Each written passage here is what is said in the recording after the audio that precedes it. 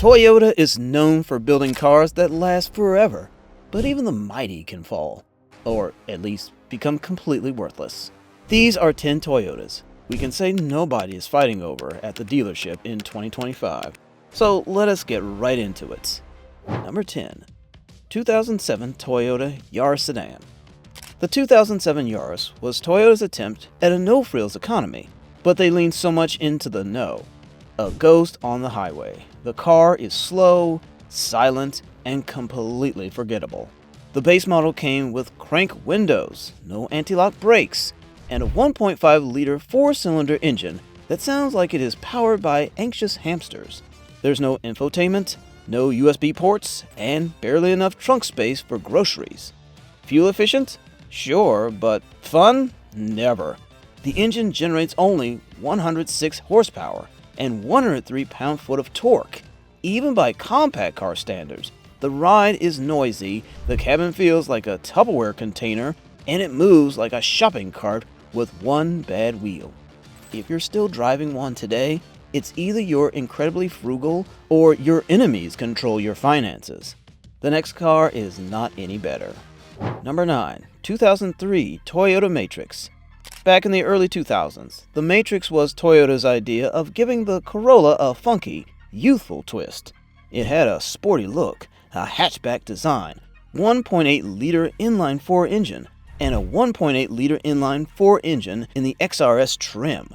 The base model utilized the 1ZZ FE, while the XRS model featured the more powerful 2ZZ GE, and it had just enough personality to feel different, especially in the higher trims with all-wheel drive.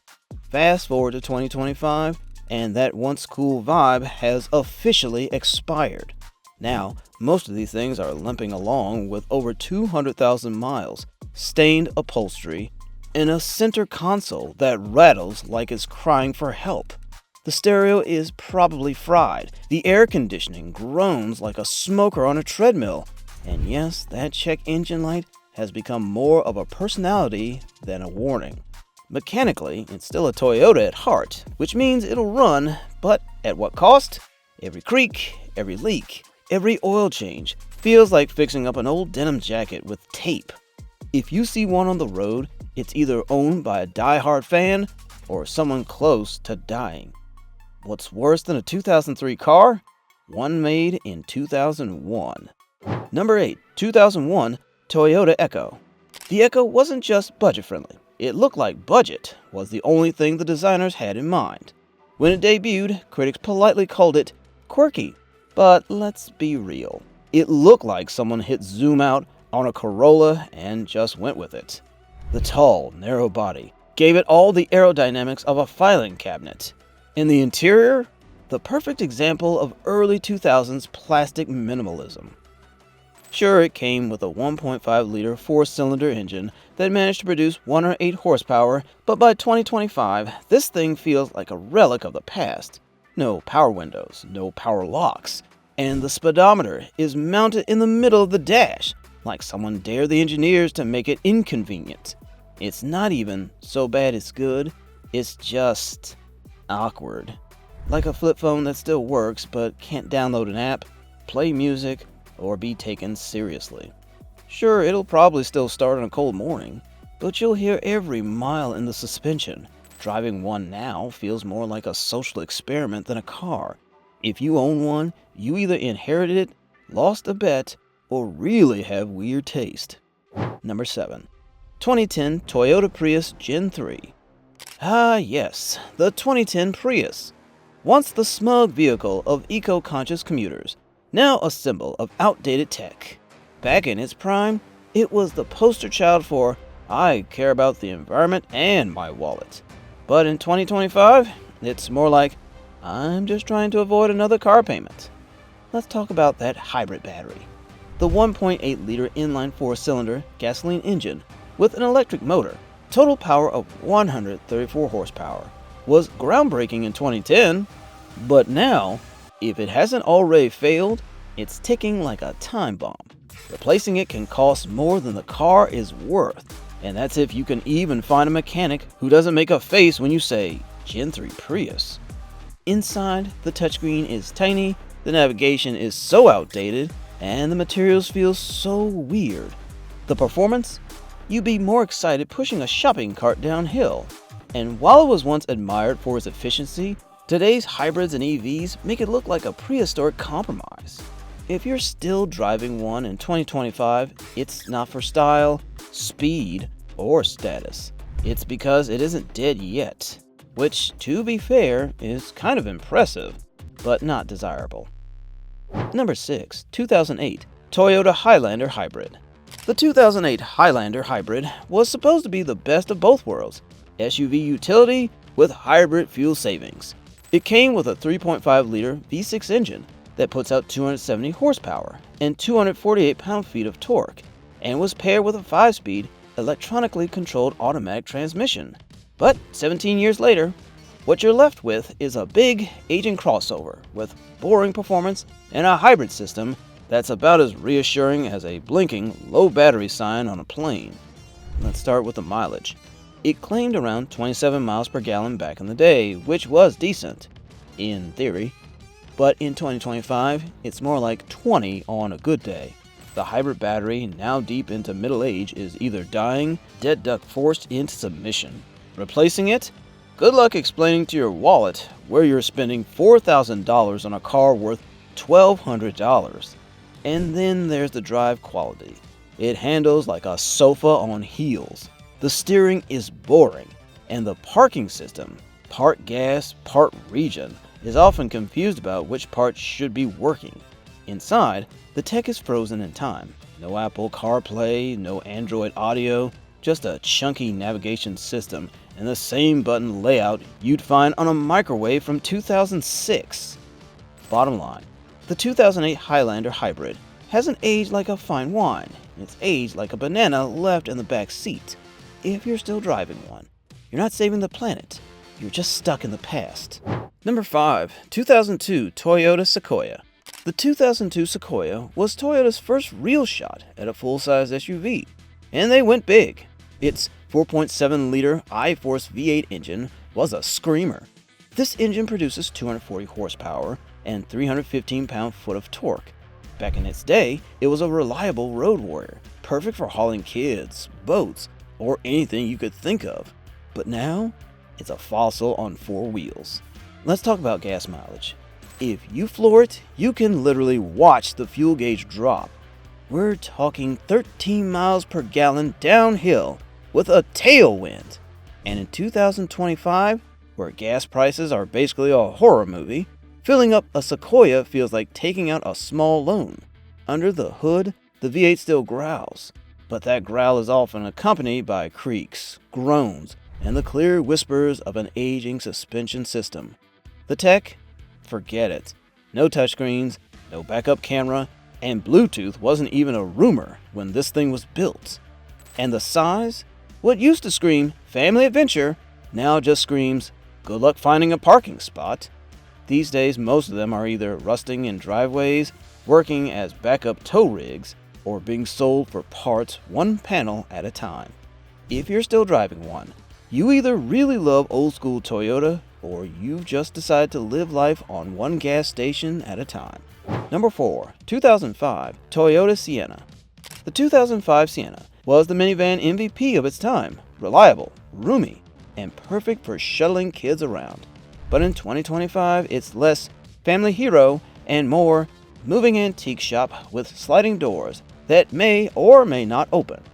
The engine was a 3.3-liter V6, which seemed incredible at the time, but now, most 2005 Siennas are held together with pure determination. The once smooth ride has turned into a squeaky collection of worn-out parts and loose interior panels.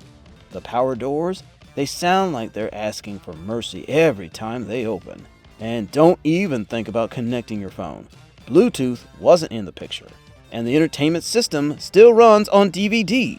It's got that early 2000s dashboard look, gray, boxy, and full of buttons that no one remembers how to use. The fuel economy is underwhelming, the styling is forgettable, and the resale value? Let's just say you get more for a half-used PlayStation 2. If you still got one parked outside, congrats. you've survived the minivan era, but at this point, even your kids are probably begging you to upgrade. Number 3. 2006 Toyota Solara Convertible. The 2006 Toyota Solara Convertible was Toyota's attempt to make a Camry feel fun? They slapped a soft top on a family sedan and called it sporty. Unfortunately, what they ended up with was a car that screams midlife crisis. On paper, the Solara seemed promising. Two-door convertible, V6 engine with a little extra zip. But in 2025, the one thing zipping is the zip code it's destined for. Straight to the bottom of the used car lot. The ride is stiff, the handling is terrible, and the 2006 tech feels like a distant memory. Hello, no Bluetooth, and a CD player that skips at the worst moments. The real kicker?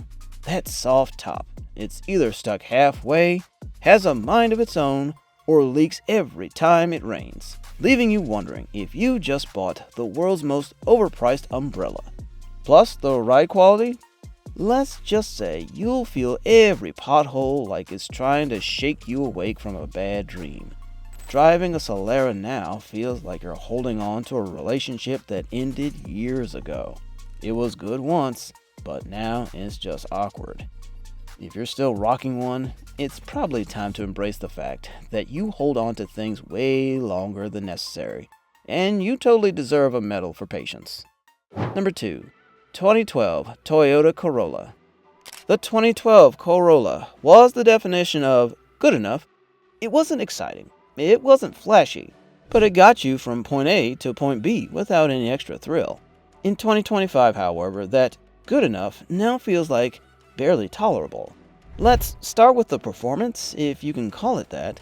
The Corolla 1.8-liter engine doesn't accelerate so much as it drags along the freeway.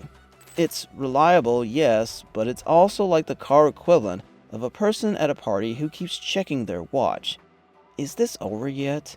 Inside, you're dealing with a cabin that feels like a cardboard box covered in cheap fabric.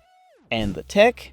A sad little touchscreen that barely qualifies as smart, with Bluetooth that's about as effective as a broken pencil. It's got just enough space to make you forget you're cramped, but you still don't want to spend more than an hour in it. And the ride? Perfectly functional. But it's about as thrilling as watching paint dry, I know. If you're still driving a 2012 Corolla in 2025, it's probably because you've resigned yourself to the fact that some things in life are just good enough. But let's be real, you deserve better. Number 1. 1998 Toyota Avalon. The 1998 Toyota Avalon was Toyota's attempt at creating an affordable luxury sedan. Luxury being a very loose term here. Back in the late 90s, it was considered a step up from the Camry, but today, it's a car trapped in time, stuck in the 90s. At first glance, it looks like an unassuming boat, the kind of car your grandparents would drive to pick up their prescription. And that's pretty much the truth. The ride is soft and mushy. The V6 engine is nowhere near exciting. And for the interior, let's just say the so-called premium materials have long disintegrated. Tech? Well, let's not even bother. It looks more like a museum piece. The climate control knobs spin like they're about to fall off. And if you're lucky enough to have a CD player still functioning, congratulations, you're living in the past. Driving the 1998 Avalon now is like wearing bell-bottom jeans. It may have been cool once, but now it's just sad. If you're still behind the wheel of one, way to go. You're driving a classic that has no value. And there you have it. The 10 Toyotas that have officially hit the worthless zone in 2025. Got any of these still in your driveway? Drop your thoughts in the comments and let us know if there's another car you think deserves a spot on this list. Catch you in the next video.